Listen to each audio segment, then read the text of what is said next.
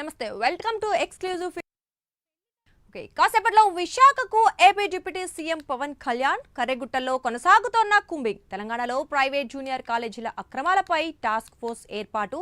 రేపు పిఠాపురంలో deputy CM Pawan Kalyan పర్యటన. అంశాలపై పూర్తి వివరాలు ఫీల్డ్ రిపోర్ట్లో చూద్దాం.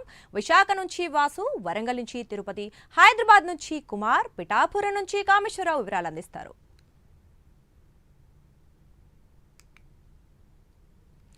AP deputy CM Pawan Kalyan కాసేపట్లో విశాఖ విమానాశ్రయానికి చేరుకోనున్నారు. ఎయిర్పోర్ట్ నుంచి ఉగ్రముఖల దాడుల్లో చనిపోయిన చంద్రమౌళి మృతదేహం వద్ద ఉన్న కనకదుర్గ హాస్పిటల్ వద్దకు వెళ్లనున్నారు.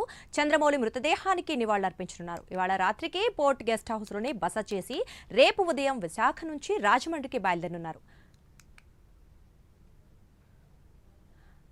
ఈ విషయం గురించి మరింత సమాచారం మా కరెస్పాండెంట్ వాసు అందిస్తారు. చెప్పండి వాసు.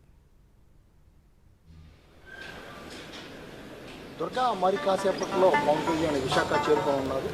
ఉగ్రవాదుల చేతులు హతమైనటువంటి చంద్రమౌళి భౌతిక కాయాన్ని నివాళులర్పించేందుకు మరి కాసేపట్లో రానున్నారు. ఇక్కడ మనం చూడవచ్చు, కాసేపట్లో కావల్లో అక్కడ నివాళులర్పించినటువంటి పవన్ కళ్యాణ్ తిరుపతి నుంచి నేరుగా విశాఖ విమానాశ్రయానికి మరి కాసేపట్లో 6 గంటలకు చేరుకున్నారు. 6 గంటలకు చేరుకున్నాక ఇక్కడ ఉన్నటువంటి ఒక చంద్రమౌళి భౌతిక కాయాన్ని ఒక హాస్పిటల్లో పెట్టడం జరిగింది. ఇవాళ అంత్యక్రియలు చేయని కారణంగా రేపు అంత్యక్రియలు చేస్తున్నారు. అమెరికా నుంచి చంద్రమౌళి కుమార్తెలు ఇద్దరు కూడా రావాల్సిన ఉన్నందువల్ల అంత్యక్రియలు రేపు ఏర్పాటు చేశారు. అందులో భాగంగా భౌతిక కాయాన్ని ఒక హాస్పిటల్లో పెట్టడం జరిగింది. మరి కాసేపట్లో పవన్ కళ్యాణ్ నేరుగా ఎయిర్పోర్ట్ నుంచి నేరుగా హాస్పిటల్కి వచ్చి అక్కడ మొత్తం కూడా ఆ భౌతికాయాన్ని నివాళులర్పించి ఆ కుటుంబ సభ్యుల్ని ఓదార్చనున్నారు. ఎందుకంటే ఇది చాలా హేయమైన చర్య. మనం పవన్ కళ్యాణ్ నెల్లూరులో మాట్లాడిన పరిస్థితి చూడవచ్చు. ఇది హేయమైన చర్య, దారులను కూడా ఆయన ఎంతో ఆవేదన వ్యక్తం చేశారు. చంద్రమౌళి విషయాన్ని తీసుకుంటే ఆయన అయితే ఒక ఎస్బీఐలో పనిచేస్తూ అందరి నోట్లో మంచి అనిపించుకుని ఆయన ఎంతో హోందాగా ఉండేవాడని అందరూ చెప్తున్నారు. ఈ నేపథ్యంలో పవన్ కళ్యాణ్ రావడం జరుగుతుంది. నిన్న రాత్రి కూడా సీఎం చంద్రబాబు కూడా ఎయిర్పోర్ట్లో ఆయనకి స్వయంగా ఢిల్లీ నుంచి వచ్చినటువంటి భౌతికాయాన్ని ఆయన రిసీవ్ చేసుకుని నివాళులర్పించడం కూడా జరిగింది.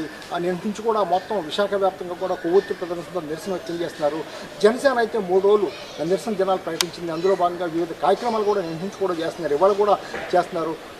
చాలామంది కార్యకర్తలు అయితేనే, నాయకులు అయితేనే దీక్షలో, నిరసనలో కొవ్వొత్తి ర్యాలీలు చేస్తున్నారు. ఇందులో భాగంగా పవన్ కళ్యాణ్ కూడా మరి కాసేపట్లో విశాఖ చేరుకుని విశాఖ ఎయిర్పోర్ట్ నుంచి హాస్పిటల్లో నివాళులు అర్పించిన అనంతరం పోర్ట్ గెస్ట్ హౌస్కు వెళ్ళినారు. పోర్ట్ గెస్ట్ హౌస్లో బస్ చేసిన అనంతరం రేపు ఉదయం నేరుగా రాజమండ్రి, అక్కడి నుంచి పిఠాపురం వెళ్ళే అవకాశం ఉందని కూడా చెప్తున్నారు జనసేన నాయకులు. అయితే ఏదైనప్పుడు కూడా మనం నిన్న నుంచి వస్తున్నాం, ఎక్కడ చూసినా సరే వీళ్ళ నివాళి ఉగ్రవాదుల చర్యలు ఖండిస్తూ దేశవ్యాప్తంగా కూడా నిరసన వ్యక్తమవుతున్నాయి. అందులో భాగంగానే విశాఖవాసి, ఉత్తరాంధ్ర వాసి ఆ చంద్రమౌళి గుర్తు పట్ల మాత్రం దిగ్భ్రాంతి వ్యక్తం చేస్తున్నారు.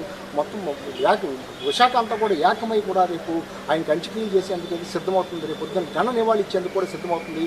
నేపథ్యంలో నిన్న సీఎం, ఇవాళ డిప్యూటీ సీఎం, రేపు చాలామంది మంత్రులు కూడా నివాళి అర్పించేందుకే వస్తున్నారు. పవన్ కళ్యాణ్ అయితే మరి కాసేపట్లో విశాఖ ఎయిర్పోర్ట్కి చేరుకున్నారు. దుర్గా,